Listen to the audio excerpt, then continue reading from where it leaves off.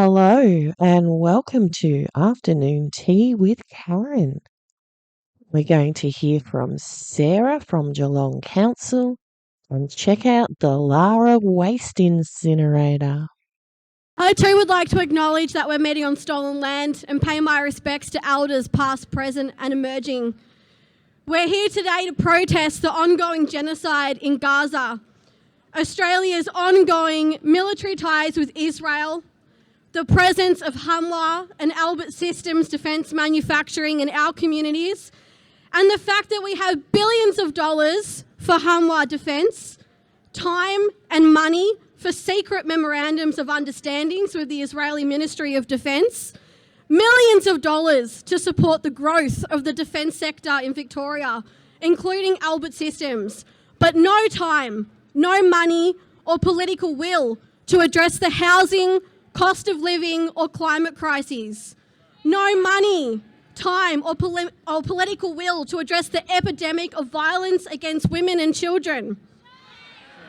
Not enough money for mental health services, not enough money for local pools or libraries, and now from the state government, not enough money for the free early years vaccination programs that are run by councils who the state now expects a co-payment from.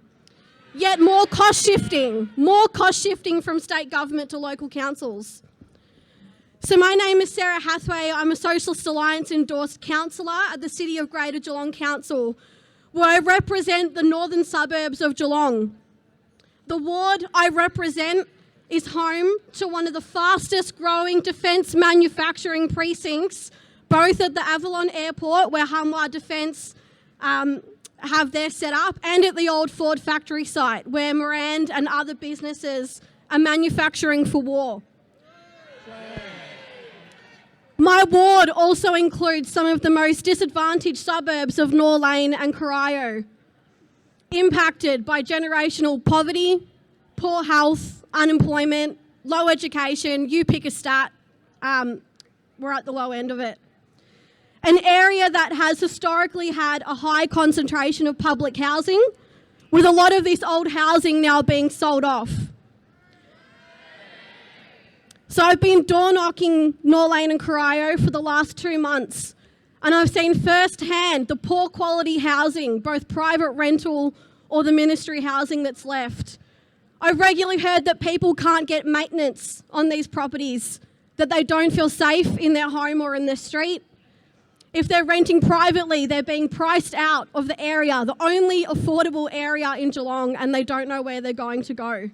And I hear about the lack of services, the lack of mental health services, the lack of youth services.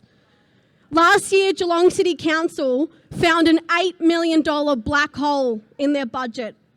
And as a result, they proposed that 4 libraries were going to be shut, hours at local pools would be reduced, life-saving services would be cut, and more. And it took a significant community and union campaign to save those services, and we won. Every library stayed open, our pools stayed open.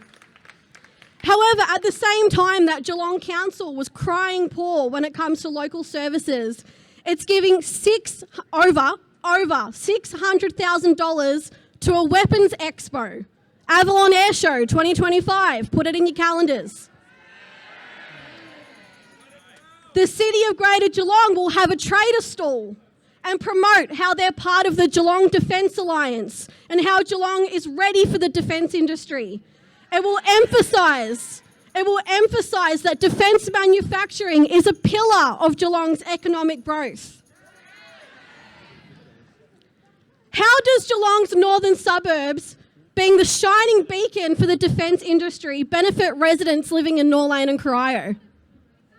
It doesn't.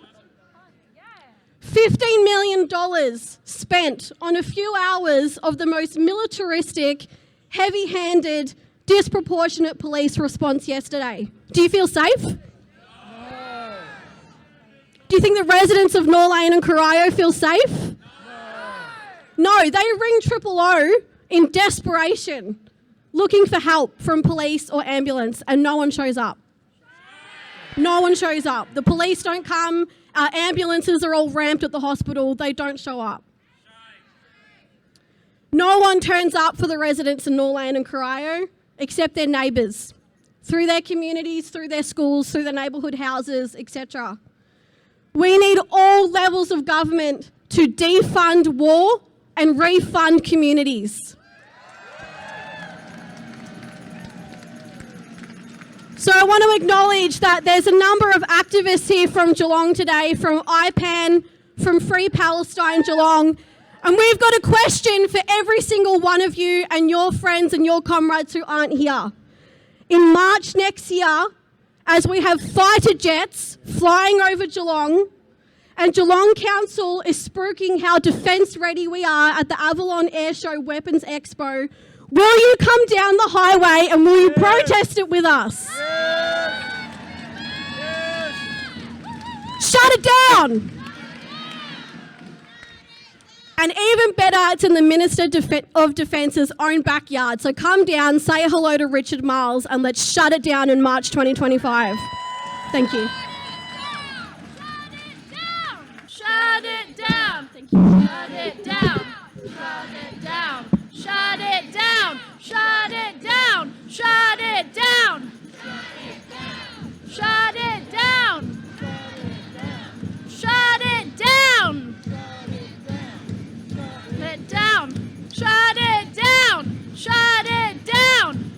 So, Sarah was elected via countback in 2023, and this year she's running for the new Corio ward, which encompasses most of the suburb of Corio, all of Norlane, North Shore, and parts of Lovely Banks, Bell Park, and Bell Post Hill.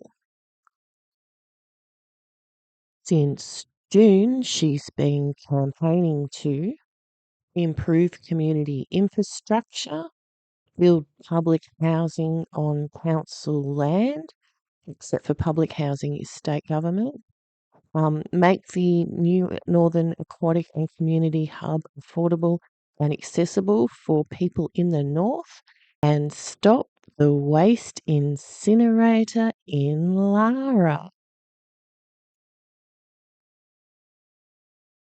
EPA gives Lara Incinerator the nod back in December 23.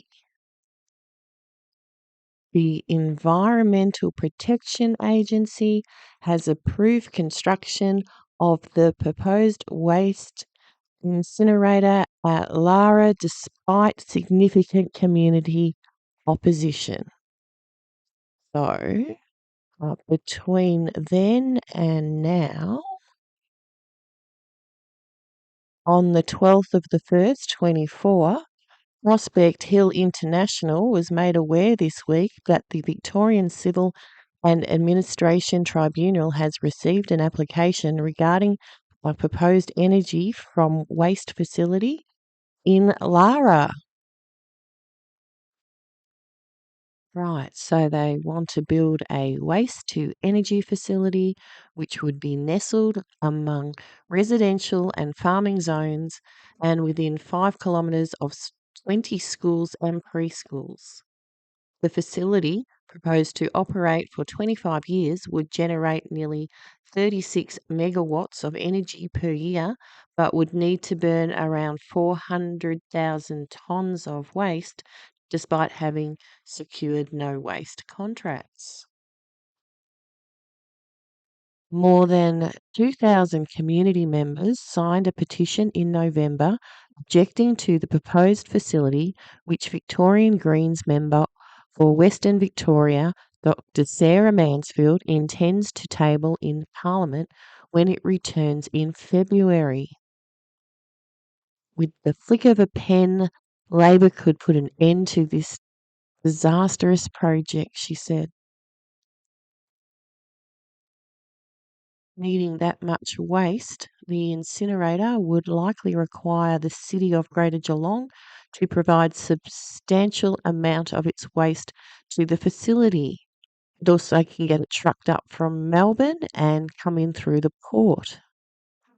At last week's council meeting, Geelong Mayor Trent Sullivan said the city had no plans to incorporate the incinerator into its long-term waste management plans. Our city has a comprehensive policy and future strategic plan around our landfill rubbish, Mayor Sullivan said. None of our planned rubbish strategy in the future involves any plans towards incineration. So another look at the map. So it'll take up that red square. August last year, 5 waste-to-energy plants are under development in Victoria. Here's how it works from the ABC. Waste is back in vogue in Victoria. In Lara, Woollet and Maryvale, plans are progressing to build a trio of sky-high incinerators which are capable of burning almost 1.5 million tonnes of our curbside waste annually and harnessing the heat to create energy. The other two facilities, using a different technology, are set to open in Laverton North and Dandenong South. The 5 major projects in Victoria's pipeline include 3 large-scale incinerators and 2 facilities using gasification technology. The incinerator uses garbage as fuel for large furnaces, then using the heat produced to power boilers. The steam from the boilers is fed into turbines, creating energy, which can then be used to power the whole facility and fed into the grid for the rest of the state to use. Gasification can be a bit more technical. Process doesn't technically burn trash, does use massively high heats to vaporize it into a gas called syngas, largely made up of carbon monoxide, hydrogen, and carbon dioxide.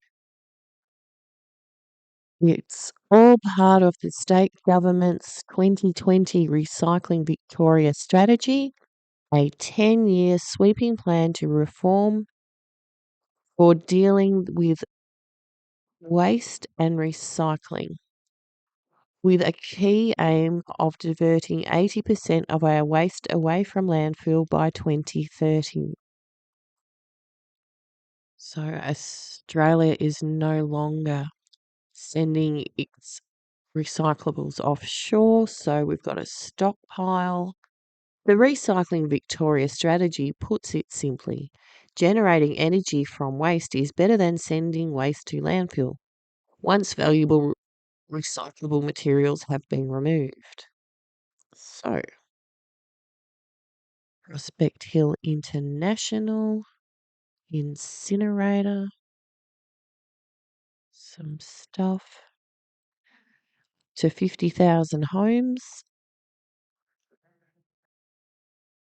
Laverton North, gasification. Recovered Energy Laverton, different company. Don't know if it's the same as the other one. The other one's Chinese. Anyway, do they have public support? There's a reasonable amount of community concern over these, so I think we've got to be seen to be giving energy, every aspect of it, a fair justification. Lara residents near Geelong gathered last month to protest against the plant proposed there, supported by local politicians and councillors. So, Ballarat residents can now join the compost revolution. And that'll do. See you later. Bye.